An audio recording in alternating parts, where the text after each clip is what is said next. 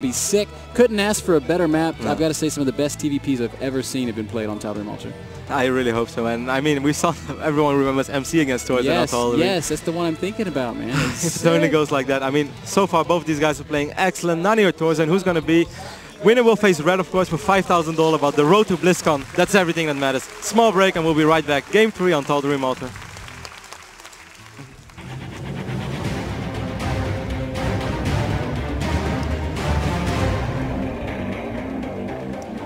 I think we're getting a lot better at dodging that awkward moment. A little bit. We still get kind of hung out there once in a while. Oh, that's okay. Kind of perfect. Of course, we have Mouz ThorZain, the red Terran, representing Sweden, and Team MouseSports, spawning in the right top side of the map, while Nani, of course, representing Team Dignitas and Sweden as well. Perhaps a little bit of Italy too, just to give those guys a little bit of credit. In the left bottom of the map, being the blue Protoss. The Italian stallion. Yes, man. It's your own Lucchesi or Lucchese.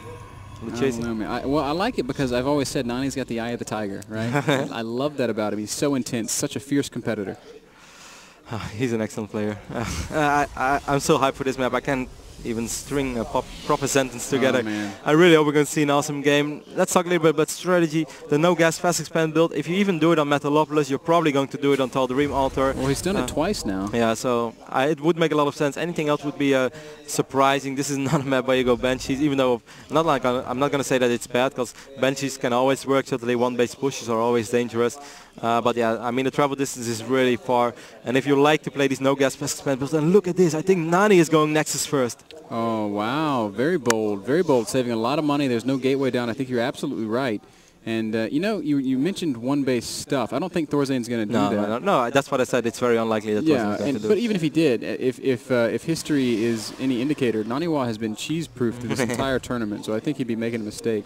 That's true. Naniwa, I mean, you see how many zealots Naniwa sacrificed throughout the entire game, and that's just because he's such an excellent player. He rather doesn't have those 3 excellent zealots with his army. He wants to make sure that he doesn't get cheesed or surprised in any given way, and that's just, he's just playing so good, so solid in general. Man, really, the mark of a true, championship caliber player is the fact that they're just constantly scouting. Yes. The best players in the world are the ones that know everything that's happening at all times. I'm very curious how Naniwa is going to follow this up. We saw the Nexus first. Now we do see the gateway getting warped in. Excellent strategy here by Nani. Really wonders how he's going to fight it off.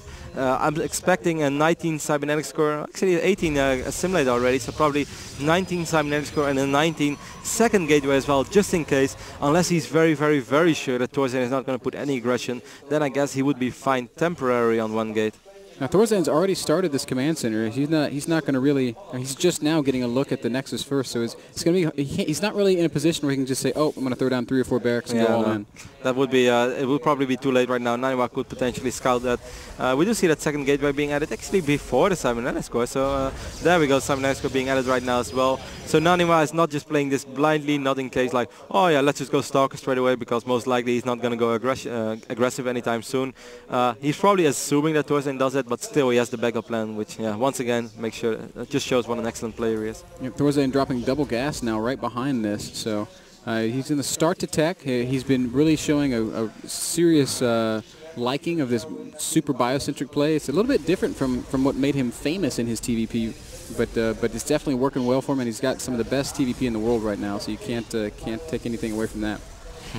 Terran was going off on this gateway and on the cybernetic score as well, but you're 100% right. ThorZain's TVP is just insanely good. It's not even, well, I say that too often, but I don't think it's even funny anymore.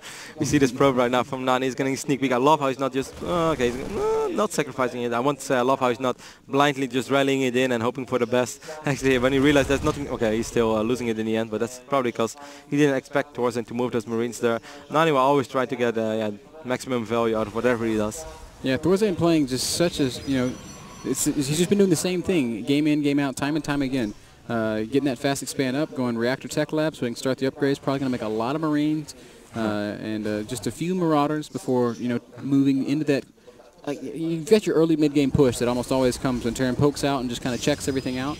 ThorZain hasn't really been committing to that, but instead just kind of taking a little bit of map control and falling back, macroing up a big force and making something happen in the late game. Yeah, both players not having a lot of map control right now, which is obviously very tough. And Naniwa actually requesting a pause, so has to be some kind of a minor issue.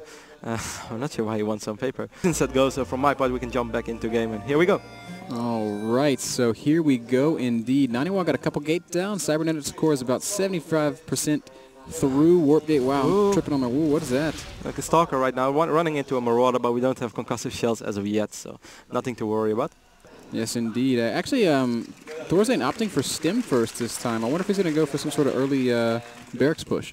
Well, not sure. I guess he just I mean, he had Stim quite early in the last game as well.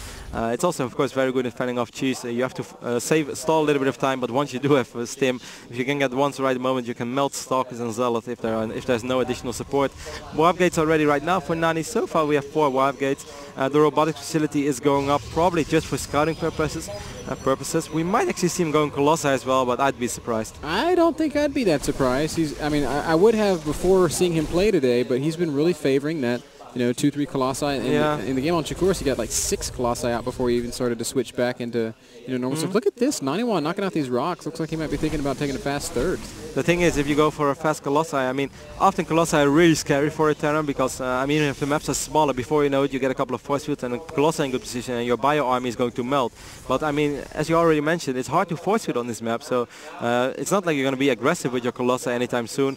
Nevertheless, he is going for Colossi, though, so you were right, I was wrong. Look at this. We're going to see this ghost push out of ThorZain. This is a really good push. I like this a lot. But go ahead. Yeah, no, 100% right. It's a very good push, but it's actually perfect. If you open Colossi, you probably want, if there's anything you want to face, it's a Ghost push. But I don't think it necessarily means has to be a real push. He might just go for Ghost early on. I mean, man, EMPs, I don't know. Naniwa's taking a very fast third base. I'm really, if these EMPs hit these sentries, I think Naniwa might just die here. That's true, but the Observer is on the way, and I think he might just stall a little bit of extra time. As long as he gets 1 Colossi out, that's really everything that matters. Sure, you're going to get EMPs on the sentries, but as long as he has 2 or 3 force fields, he will be able to warp in a couple of additional units. I think with 1 Colossi, Naniwa will be absolutely fine. So, Nani actually has enough resources for Colossi. Starts chrono boosting it straight away. Awesome move. Yeah, look at this in the army of ThorZain. Oh, Naniwa just barely sees it. That's actually a huge deal. So, of course, Naniwa did have tower control, so he was going to see it anyway. But, here it comes. The push is on the way. Naniwa's going to start positioning these sentries almost certainly. He really needs to spread them out well. If those EMPs land on the sentries, this is going to be very nice. Already spreading out that army. Nice. Oh, you're exactly right. He's just going to stall for days. And if he gets that Colossus out, he's going to be safe, man. You nailed it. 1 Colossi, additional warp in, even though it's 94 against 1 or 2 supply right now. Brilliant play by Naniwa right here. I mean, it looks so simple, but just try to figure out always the right thing to do in any certain situation. He has his Nexus up right now, but not transferring any probes. Here we have this Hero Colossi right now, and on this moment, it really is a Hero Colossi. All of a sudden, this is looking really bad for ThorZain. He does have less supply, he has less bases, he has less economy. He's going to try to pressure this third. If he could take this out, that's going to be a little bit better, but the army of Naniwa is really scary. Nice Oh, EMP. great EMP. Oh, great second EMP. No energy remains on the sentries. But still, is it going to be enough? The Zealots coming in right now. That 1 Colossi. Look at the army. We don't have any medevac. Naniwa, the Colossi is taking a lot of damage, but it's still alive, still taking a lot of damage. But that additional warp in is really saving Naniwa right now. And the Colossi is so incredibly important. Oh, I agree with you completely. He's able to just do so much damage. It does not have the range upgrade completed yet, but with the second Colossus out, Naniwa is going to be so safe. Yeah, it is 100 supply right now for Naniwa, 101 for ThorZain after producing a couple of units, 58 SCVs against 51 probes, but 3 base Protoss against, well, so far 2 base Terran. We do have that command center upgrading to an orbital, so it's going to be 3 base anytime soon. He did not destroy the destructible rocks as of yet, though, and it seems like this arena is just getting more filled by the moment, man. Like even Seriously, the VIP area is getting full. Like people everywhere. The crowd is. I mean, you could cut the. You could really. It's so tense. You could cut it with a knife. Like butter, or? Well, like tense levels of excitement. Naniwa is really pushing far across this map. This would be brilliant right now. Of course, the Colossi right now could be very annoying. Poke up here and there, just force SCVs to temporarily retreat. Anything would be very useful right now for Naniwa. Man, Thermal Lance is going to finish. He's going to be able to really harass this SCV line here. This could be really bad for ThorZain. The gas guys are there at the natural expansion, going to get focused on. Colossi able to harass these SCVs. I'm not really sure what ThorZain can do about this. He's making 4 Vikings at a time. I think that's great. Going a double reactored starport, he has to do that to have any sort of answer to these Viking numbers, or I'm sorry, these Colossus numbers. But I mean, Nani's just looking so good here. Well, yeah, I mean, the story has both sides. It's going to be 3 orbitals anytime soon, and I think 3 orbitals is always good. So ThorZain will be safe for quite some time. Look, he actually had all the repair on. Now he's actually he has follow on, and like 5 SCVs are following 1 SCV. That's quite a blunder right there. He should definitely try to fix that anytime soon, because he can earn a lot more money than he does right now. Oh, he does just see that, so he clicks him on a mineral patch. Fixes that little small mistake, so it's only going to set him back slightly. Yep. Third base is finally going to land here for ThorZain. And once again, Nani just his spider sense is kicking in. Look at this lonely zealot. Christopher Columbus, as Ben loves to call it, is going to discover this orbital right now. Marco Polo he might actually be able to kill a mule. No, wow. not yet. Boy, he's denying some mining time off those mules. That's really a big deal. I mean, those mules get very limited amount of... they only have so many trips that they can take. So if Naniwa has cut that trip down by 1, that's money that ThorZain loses. Yeah, it's 90, most likely 90 minerals in total. So good job right there, Hero Zealot. Not only did he find new land, he contributed to his ancestors. I dubbed the India. So Charge is getting research right now. Double forge going down for Nani, of course. Chrono boosting like hell. I think this is the first time. No, actually he's going for 2-2 already. So good job right there, Look at the Nani. supply here for Naniwa. 170 supply to the 150 of ThorZain. Naniwa, is he just going to max out and go? Yeah, I'm not sure. I mean, he might actually wait for Templar Archives to get a couple of additional storms. Nani knows he doesn't really have to stress things right now. Look at this little Marauder getting a small micro war against the Zealot. Good job right there by ThorZain. He knows how important it is to control the Cell Naga Watchtowers. Man, Naniwa's army is just terrifying right now. I'm not sure that ThorZain has what he needs. Look at these. There's so many Colossi out. Charge is finishing. +2 is finishing. +1. I'm sorry, he's going to be +2, +2. Holy smokes. The upgrades for Naniwa are just excellent. ThorZain at 0, okay, just finishing the +1 armor.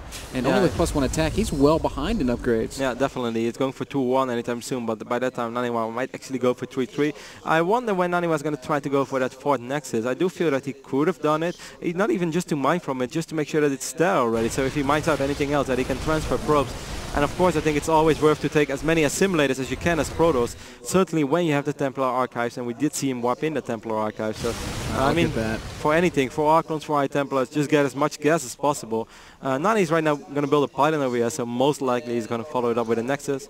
We have that little lonely Sevilla. And both players are now maxed out. Naniwa is really, he's kind of dominating the map. He's way, way forward, controlling virtually all the tail. Oh, ThorZain even dropping a depot to block that expansion. Actually, it's an eBay. No, it's a bunker. Yeah. I lied again. I lied twice. But look at this. The army of Naniwa really looking ominous, pushing up into ThorZain's 3rd. I feel like he's already got a really good position. I'm not sure how ThorZain can engage this. Well, the Vikings, they can actually idle above this high ground, so that would be very nice as well. You could get a lot of free shots off from these Vikings. We have a lot of Vikings, but we have a lot